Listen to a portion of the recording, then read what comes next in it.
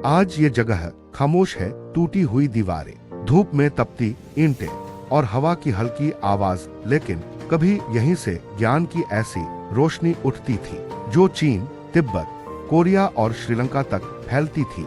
यह सिर्फ एक विश्वविद्यालय नहीं था, यह मानव बुद्धि का तीर्थ था। नालंदा 5वीं शताब्दी में गुप्त साम्राज्य के उत्कर्ष काल में कुमार गुप्त प्रथम के समय नालंदा की स्थापना हुई मानी जाती है।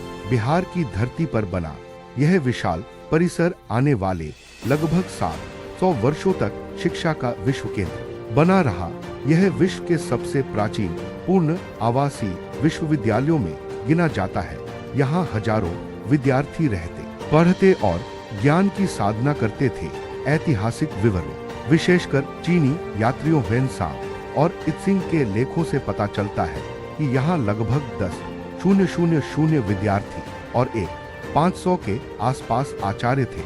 उस समय जब दुनिया के अधिकांश हिस्सों में व्यवस्थित उच्च शिक्षा संस्थान दुर्लभ थे, भारत में ऐसा सुव्यवस्थित ज्ञाननगर अस्तित्व में था। नालंदा का परिसर साधारण नहीं था। ऊंची ऊंची बहुमंजिला इमारतें, विशाल प्रांगण, ध्यान कक्ष, मंदिर, तालाब और उद्यान, लाल पकी हुई ईंटों से निर्मित ये भवन वास्तुकला और अनुशासन का अद्भुत उदाहरण थे। हर छात्र के लिए आवास की व्यवस्था थी।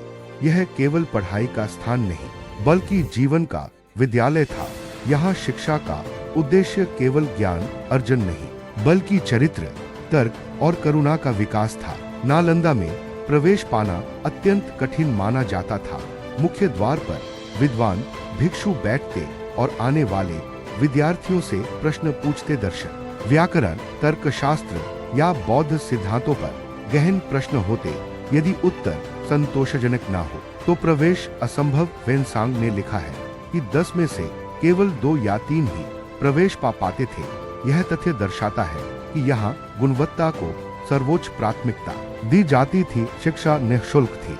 भोजन और निवास की व्यवस्था भी संस्थान द्वारा की जाती थी, जिसका प्रबंध दान और राजकीय संरक्षण से होता था। यहाँ पढ़ाए जाने वाले विषयों की विविधता चकित कर देती है। बौद्ध दर्शन के साथ साथ वे व्याकरण, तर्कशास्त्र, चिकित्सा, गणित, खगोल शास्त्र और राजनीति का अध्ययन होता था। आर्यभट्ट जैसे महान गणितज्ञ का नाम भी नालंदा से जोड़ा जाता है। यहाँ ज्ञान सीमाओं में बंधा नहीं था। यह खुला, तर्कपूर्ण और संवादपरक था। छात्र और आचार्य घंटों वाद विवाद करते, विचारों का आदान प्रदान करते और सत्य की खोज में लगे रहते। नालंदा की सबसे अद्भुत धरोहर थी उसकी विशाल पुस्तकालय। धर्मगंज कहा जाता है कि इसमें 3 मुख्य भवन थे, रत्नसागर, रत्नोद्धी और रत्नरंजक। ये बहुमंजिला संरचनाएं थी जिनमें लाखों पांडुलिपियां सुरक्षित थीं। तारपत्र और भोजपत्र पर लिखे ग्रंथ, दर्शन, विज्ञान, चिकित्सा और साहित्य के अनमोल भंडार। कल्पना कीजिए उस दृश्य की। शांत गलियारों में रखी अनगिनत पांडुलिपियां, दियों की रोशनी में अध्ययन करते भिक्षु और ज्ञान की सुगंध से भरा वातावरण। यह सचमुच मानव सभ्यता की अमूल्य निधि थी। नालंदा केवल भारत का नहीं, अंतर्राष्ट्रीय शिक्षा का केंद्र था। चीन से आए वेनसांग ने यहाँ कई वर्षों तक अध्ययन किया और बाद में अपने देश लौटकर बौद्ध ग्रंथों का अनुवाद किया। इत्सिंग ने भी यहाँ की व्यवस्था और शिक्षा पद्धति की प्रशंसा की। तिब्बत, कोरिया और दक्षिण पूर्व एशिया से छात्र यहाँ आते थे। नालंदा उस समय के वैश्विक बौद्धिक नेटवर्क का हृदय था। यह दर्शाता है कि भारत की पहचान केवल आध्यात्मिक भूमि के रूप में नहीं बल्कि तर्क और विज्ञान की भूमि के रूप में भी थी। लेकिन इतिहास हमेशा उजाले में नहीं रहता। 12वीं शताब्दी के अंत में राजनीतिक अस्थिरता और आक्रमणों का दौर शुरू हुआ। 1193 ईस्वी के आसपास तुर्क सेनापति बख्तियार खिलजी ने बिहार पर आक्रमण किया। ऐतिहासिक स्रोतों के अनुसार नालंदा को भी इस आक्रमण का सामना करना पड़ा।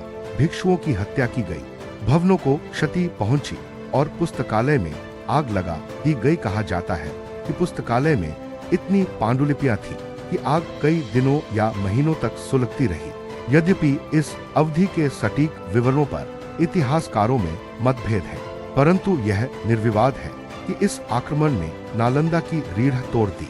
उस दिन केवल इमारतें नहीं जली, सदियों का संचित ज्ञान राख में बदल गया। कितने ग्रंथ, कितनी खोजें, कितने विचार उस धुएं में खो गए, इसका अनुमान लगाना भी कठिन है।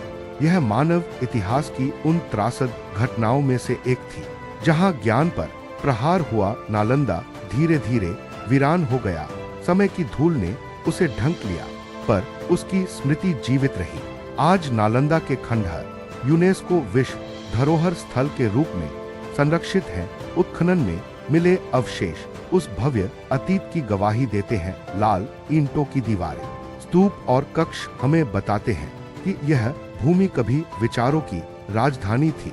नालंदा हमें याद दिलाता है कि शक्ति केवल तलवार में नहीं, विचार में होती है। नालंदा जला, पर ज्ञान की लौ पूरी तरह बुझी नहीं, वह आज भी जीवित है।